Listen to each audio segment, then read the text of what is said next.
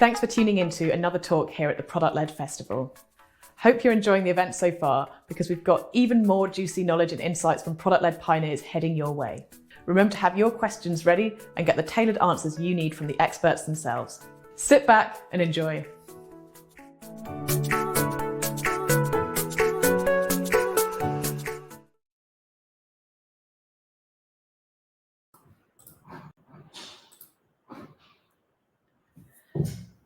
Hello, everyone, and welcome or welcome back if you tuned into the session beforehand. It gives me great pleasure to introduce our next speaker. We've got Mark Abraham, who is Head of Product Engagement at ASOS.com, one of my favourite and most visited websites. Mark's here to talk to us today about collaboration. We'll be doing Q&A at the end, so have your questions ready. And without further ado, Mark, I'll let you take it away. Excellent. Thank you so much for the introduction. The first question I do have to ask, which is standard for any virtual kind of event, can you see my screen?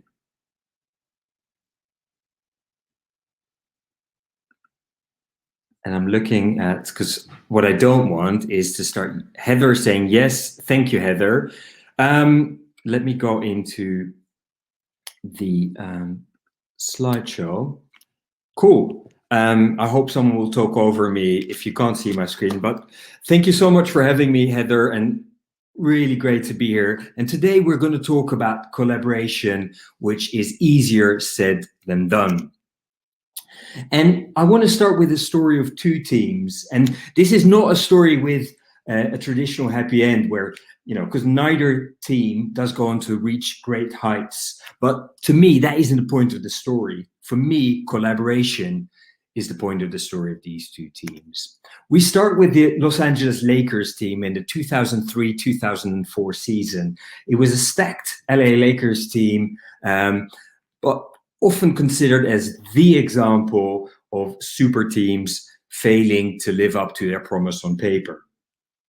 You would have thought that having a team that was made up of superstars like Kobe Bryant on the left of your screen, Shaquille O'Neal on your right, would continue to be extremely successful, especially if you add extra superstars in there, like a Gary Payton and a Gary Malone and a Karl Malone.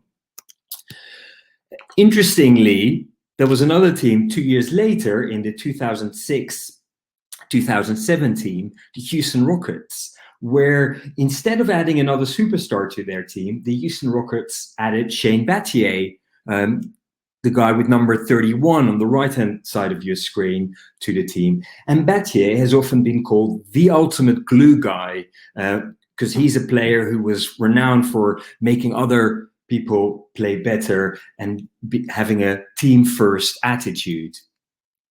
Now, if you compare and contrast those two teams, the LA Lakers team ultimately fell apart due to chemistry issues and a lack of trust among teammates, whereas in contrast, the Houston Rockets performed beyond their means due to strong empathy and trust between the players. So we've looked at these two basketball teams and how they collaborated or failed to collaborate. I want you to take a moment and honestly look at some of the questions here on this slide, and just tally up the number of times or the instances where you've either thrown a teammate or colleague under the bus, let your ego get the better of you, have been unsure about what the hell you were doing and why, or whether you opted for what was good for you personally in the short term over the longer term good of the company or the product or the business. You might have faked interest in or empathy with others, or last but not least, upset the people you were supposed to collaborate with. So have a moment, and if you feel comfortable, I'd encourage you to put the number of ticks in the chat if you've done any of these things at any point in your career when you were supposed to be collaborating with team members, with colleagues in your organization. Because I've got a confession to make. This is the moment of truth. I've done all these things, and on more than one occasion. And I'm thinking, are there any of you who didn't tick any boxes. In other words, you've never been guilty of any of the things that can hinder successful collaboration between people. Could well be, and I'll take your word for it, but part of me is thinking you must be either a saint or a second-hand car salesperson. Either of the two, or you're genuinely an amazing collaborator, and I'll take everything back. Because I find that typically there are internal factors and external factors that stop us from collaborating effectively. So internally, we're likely to feel a fear of collaborating with others in certain instances, or we sense a lack of trust, perceiving people to pose a threat, or we're just not sure about what's expected of us within a wider team or as part of a collaboration. Those are some internal factors. And if you look at some of the external factors that can have an impact on a negative impact on collaboration, is just a lack of clarity about what we're accountable for and what's maybe out of scope, where the boundaries are, who makes the decisions, and how do decisions get made. Or we might work in organizations where our leaders are not necessarily aware of any kind of collaboration challenges or issues across the organization. And if you combine those internal and external factors, you get to what Harvard researcher Lisa Kwon calls the collaboration blind spot. It's the idea that we can just throw a bunch of people together in a team or get them to work on a project and expect them to, just like that, collaborate effectively. And the collaboration blind spot that Lisa Kwon talks about occurs when we forget to consider what people or groups might feel if they're being asked to work together, because they might feel threatened or they might feel insecure as a result of the request to collaborate. Now think about the number of times where we've seen, a bit like the LA Lakers, a scenario where we put a number of people together, maybe all fantastic people in their own right, a great variety of backgrounds and perspectives, and just thinking that they'll gel immediately and they'll build great products and features together. Collaboration is easier said than done. It's not as simple as just putting some people together in a team or in a group and say, go off and prosper. It doesn't work like that. Especially if you take into account my simple definition of what true collaboration is, which is it exists between two or more people who trust and empathize with each other, their relationship being guided by shared purpose and transparency. Whilst I'm saying that collaboration is hard and it's easier said than done, it's not impossible. But I do believe it's only possible if you really take these four core components of true collaboration into account: trust, empathy, purpose, and transparency. So the question is, how do we get started with those four components, especially if we take into account that we work remotely? How do we collaborate effectively based on trust, transparency, empathy, and purpose? Let's start with the first component, which is trust. And I like this quote by the late Brigitte Jordan, who used to be a principal scientist at Xerox. And she said, so what is trust? We could say that a person or organization trusts another when both sides have reason to expect that neither will take advantage of the other and, whenever possible, will even do things that advance the other's interests. Now, how can we make this concrete, this idea of trust and advancing the other person or person's interest? I really like this model by Bradford and Cohen, which is all about influencing without authority. Trust is being reinforced by having shared goals and creating a psychologically safe environment where people can build trusted relationships. And what this model shows is that the idea of trusted relationships being based on currencies. And it's a bit like, when you go on holiday, if we can ever again, which I'm sure we will, and you exchange your currency for a foreign one. it's exactly the same principle. We have our currencies, i.e. things that matter to us, and so do the people that we collaborate and engage with. And as soon as you can understand and identify what those currencies are that make the other person or persons tick, you can build trusted relationships around us. To give you a simple example, vision or inspiration is a currency that matters to a lot of people. So people wanting to know, they wanting to get inspired, that's what's important to them. So if I know that, I'll really make sure, more than I would do normally even, go above and beyond to make sure that people understand why they're working on a particular feature, or what the problem is that they're trying to solve, what the context is, and build a relationship around that. Equally, I've worked with lots of people for whom inspiration as a currency is not one that they care about that much. Instead, task completion is their most important currency. That's what they care about, getting a task over the line. So if I know that, I will make sure that I do everything I possibly can to make sure to help that person complete the task, whether it's by unblocking them or giving them extra information.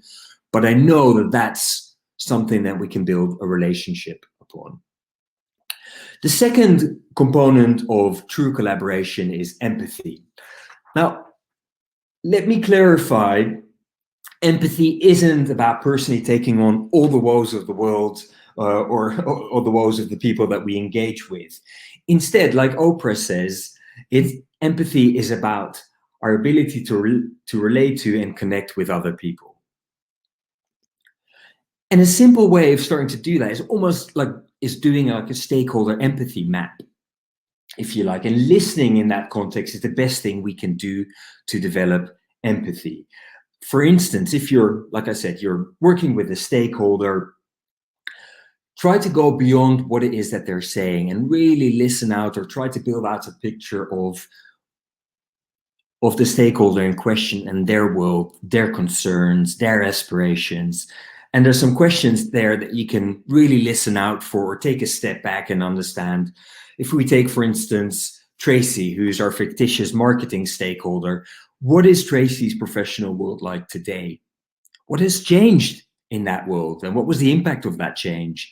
What excites Tracy about her role? And what does she dread about it? And why is that?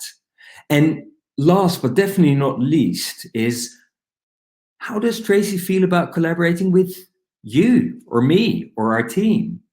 Because often that's a question that we don't necessarily take into consideration.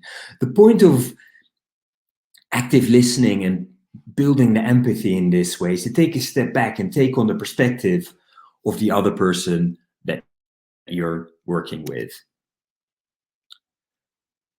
The third component of effective collaboration is purpose. Melanie Perkins, who's CEO at Canva, which is a design platform company, and that's a company that's got a very strong purpose and goal-driven culture. And she says it best, in my opinion: the bigger the vision, the easier it is to have a goal-driven culture, as each goal is simply a step towards that bigger mission. In other words, you have a shared purpose, a reason for being, on an organizational level, on a product level, that drives everything that you do on a daily basis. And a good vision can really encapsulate that shared purpose. In my opinion, in my definition, a strong vision feels aspirational. It focuses on a customer need and highlights how your business or product is going to be different from the competition. To give you some real life examples, the IKEA one, to create a better everyday life for the many people, or in the case of ASOS, to become the world's #1 destination for fashion-loving 20-somethings, or Disney, where it's about to entertain, inform, and inspire people around the globe through the power of unparalleled storytelling. Because once you've established that shared vision and that kind of underlying purpose of what it is that the company or the product is trying to achieve, you can start breaking it down into goals. And it's interesting, with Melanie Perkins' company, Canva, as I mentioned, they really believe in crazy big goals, or as they like to call them, big, audacious, hairy goals, or big, hairy, audacious goals. I always get mixed up, but the point is that I personally prefer to work with more specific and measurable objectives and key results, so that you have maybe smaller kind of goals, still directly related to the vision and the purpose that you're trying to serve and that you're trying to achieve, but are measurable, achievable, realistic, and time-based. So again, typical SMART goals. The fourth and final component of effective collaboration is transparency. And I like this quote by Ray Dalio, who founded a company called Bridgewater, an investment firm, which is well known for its radical transparency and how they try to use that transparency as a force for good. To have transparency, you need to have clear guardrails. It's one thing to say, we're going to be transparent. And just to be clear, when I talk about transparency, it doesn't mean that as of this afternoon, you should publish everyone's salary and pension arrangements. That's not necessarily what I'm talking about today with respect to transparency. It's just about enabling effective collaboration through making sure that everyone knows, for instance, what they're accountable for, what's expected of them, how they make decisions, how they decide on trade-offs. And one way of doing that is putting these kind of guardrails in place. And guardrails effectively, whether you call them decision-making principles or product principles or design principles, they can really guide people when it comes to making decisions, having to decide, making tough trade-off decisions. The first two examples on this slide come from Shopify, where they say empower but don't overwhelm, or put the merchants first. And you can see how those kind of principles can really guide your thinking about your product and your decision making within your team, and provide that kind of shared alignment through those very simple statements. Equally, you can have a decision making principle which makes it very clear across the organization. Let's say growth over retention. So if you are faced with that trade-off, do I focus on acquiring customers, or do I focus on retaining customers? Or I've got a feature where we might incur a little bit of tech debt, but it will get us to market quicker. If you have kind of guardrails in place that give you those principles, it makes it so much easier to collaborate, to have that shared understanding, and know exactly what the boundaries are for your decision making. Another way of creating that transparency and that clarity is a simple RACI matrix. And the key thing in that matrix for me is the accountability part. Who makes the decisions? Who is ultimately accountable for performance? And finally, again, when we're talking about transparency, I like this example of the internet radio platform TuneIn, where at the end of each quarter, very openly, they'll have these conversations where they'll say, we set ourselves these goals. Did we move the needle on those goals? Yes, no, why not? Again, you don't have to beat each other up if you didn't necessarily meet a goal, but that's the whole point of this exercise, to be very transparent and collaborative in understanding what happened against the goal that we set ourselves, and come to a decision based on that assessment. So I've covered the 4 key components of true collaboration. We talked about trust, we talked about empathy, we talked about purpose, and we talked about transparency. And you might be having a hands in your hair kind of moment, thinking, where do I start, particularly remotely, because these are big things. I'm going to give you some small things to start with, if you want to start looking at how you collaborate and how you can improve that collaboration. The simplest thing I believe you can do is questioning. We talked about listening before and the importance of that in respect of effective collaboration. But questioning is just as important. And the simplest question you can ask is why, and start a conversation that way. You can ask big questions. So a big question could be, how can we best conquer this market? Or what are the differentiators of our product and those of our competitors? These are open-ended questions that really stimulate a free-flowing kind of conversation with the people that you engage and collaborate with. Equally, you can opt to play devil's advocate and say, well, what were to happen if plan A fails? Do we have a plan B? What were to happen if our assumptions weren't true? How do we respond? How do we deal with that? Or you can ask what they call wicked questions. These are the questions that are quite complex and things that are entangled that you have to really disentangle, or questions that have multiple answers and you have to work through those. But all that does is really, whatever question format you go for, whether you simply ask why or you go for the more complex wicked questions, it really gets that conversation going. It helps the collaboration because you're talking together and thinking about some of these questions. Another key thing, particularly now that we're remotely, is documenting things. I used to get quite nervous and a bit allergic to lots of documentation and templates, but I've come to realize that over the years, just really outlining things in a simple but clear and easily shareable kind of way goes a long way in setting teams or setting people up for success, particularly now that we're working remotely. And companies like GitLab, that have always worked remotely and work in distributed teams, do a really good job of documenting things like, for instance, onboarding new joiners to the company. Or if you take another example in Buffer, where they have a very clear outline of how to do company-wide all-hands meetings. And last but not least, if you're looking for things to start small and pick up that collaboration piece, particularly now that we're working remotely, I think it's important to revisit how we're engaging with each other.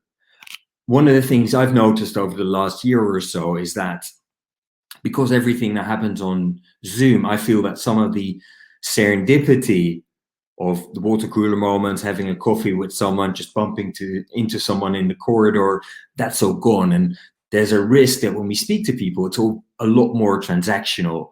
And that's not a bad thing per se, but I do believe that serendipity, the free-flowing nature of interactions, is a key part of successful collaboration. So I think it's important to look at, how do we do one-to-ones? Do we make enough time for them? How do we structure them? How do we recreate, even online, some of these kind of more serendipitous water cooler moments?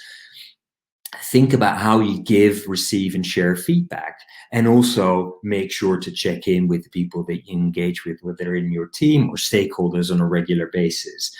Again, it's still possible. You can still do a great job. I just think that doing that remotely sometimes means that you have to think a bit more carefully and work harder at how we engage with the people around us. But these things are absolutely critical, both the 4 components that I talked about and these small steps, if we want to collaborate more effectively. And above all, keep reflecting, be honest with yourself and the people you engage with about what's working in terms of your collaboration and what might not be working. Keep assessing how that's going and look inwardly to see what we can do differently or should start doing to collaborate more effectively with others. Because at the end of the day, we don't want to end up like the 2003-2004 LA Lakers team and ruining missed opportunities for successful collaboration. Thank you. Thank you so much, Mark, for a fantastic presentation. And we've got a few questions that have popped up here in the chat. We have got a few minutes, so people, if you've got more, please do ask away. One here from Jordan, which has got quite a few +1s as well. How do you deal with teams where different members have different currencies, e.g. a project team with developers who value clear goals, having time and space to do their best work, and sales folk who value having deadlines so they can have sales conversions, etc.? Yeah, I think ideally you want to build relationships on all those currencies, ideally. Because you want to take into account, like, okay, you want deadlines. Okay, let's see what we can do there. It means compromising a lot. If you can't compromise because you say, salesperson, I'm not going to give you a deadline because that would be nonsensical, because we don't know what to do, or we don't know what we're doing in terms of we're touching a new technology. Look at that compromise to say, right, okay, I can't give you a deadline, but I know you care about your currencies, about understanding our progress and making sure we deliver on time. Can I create some sort of mechanism that I keep you posted each week, for instance, right? Because I think the key thing is, to the question from Jordan, is you're not going to make everyone happy, and I strongly believe that that's not our role as product people, right? I wish I could have all the currencies in the world, but I think it's therefore important to really be clear about, no, unfortunately, that currency I'm not going to be able to meet, but this is the alternative. Like the deadline example I just gave. Nice, good advice. We've got one here from Heba. Sorry, I mispronounced your name in the last session as well. Currently, because of the pandemic situation, some companies are not that transparent about the economic situation, so that they don't kind of cause panic. Is it best, or is that best, or do they need to use another methodology to deal with the situation and have that transparency? I'm all for transparency. So I'd love companies to be as open as possible, because again, having that transparency gives people a bit of shared purpose if we all know what we're working towards or what we're trying to improve on. At the same time, I know that this is not necessarily innate to some companies, and the first response is no, we're not going to share because people might get worried and might start looking for other jobs. If you could work with them and say, okay, I appreciate it, a bit like I was saying about the compromises before when we talked about currencies, if you can work with those stakeholders and say, okay, I appreciate if you don't want to give me numbers, right? But can you at least tell me what the biggest challenges are, or equally what the opportunities are? Again, at a high level, because that will help me, Heba, in this scenario, and my team, to see how we can contribute to those. So again, you're moving away from numbers and giving away the crown jewels, but just look at what are the market challenges, what are the opportunities, what are the risks. Again, and typically stakeholders are good with that, and that's something that we can still build on and gives that clarity. Nice. We've got one from Marco. Yeah, I saw a question from Marco. Yeah. How do you deal with conflicts? Oh, go ahead. I had to curb my enthusiasm there, Heather. You're the moderator. No, it's fine. Take it away. I think. So Marco wants to know, how do you deal with conflicts within the team in this new remote environment? Yeah, it's a bit like I said, Marco, at the end, where we have to revisit some of the ways we engage, and particularly to your point about conflicts. I think you have to be even more kind of tuned in to potential things simmering, as you say, or potential conflicts. But applying the same methods, I would say, that you would do in a physical world, in an online world. So you can still have a retrospective or a conversation online, I think, and you would still be using the same facilitation skills to moderate that conversation, to make sure that people don't punch each other in the face whilst they're having a conflict, right? So I would say try to really think about, how would I do this in a physical world? And I'm not saying go for a like comparison, because that's nonsense. But equally, a lot of what you would do in a normal situation, where you'd be in the same room, where you'd say, let's sit down. What are the behaviors that we're not happy with? What are the outcomes that we're not happy with? The only thing that would be different is that you might spend a bit more time up front with your group or whoever's in conflict, just setting the scene and again defining the rules of engagement, because it's much harder to do that if you haven't seen people face to face for a while, or you're doing it remotely. Nice. We've got a couple more. We're almost at time, but we can go a little bit over if you've got a couple of minutes, Mark. Okay. Nice. One here from Alessandro, who says, great talk. How do you approach someone that is not necessarily a collaborator and are very self-focused? Yeah, I'd love to speak to Alessandro afterwards and maybe go into more detail. I appreciate we'll keep the question quite generic. I think I would still work with that person to really get them to understand, or at least acknowledge the bigger picture.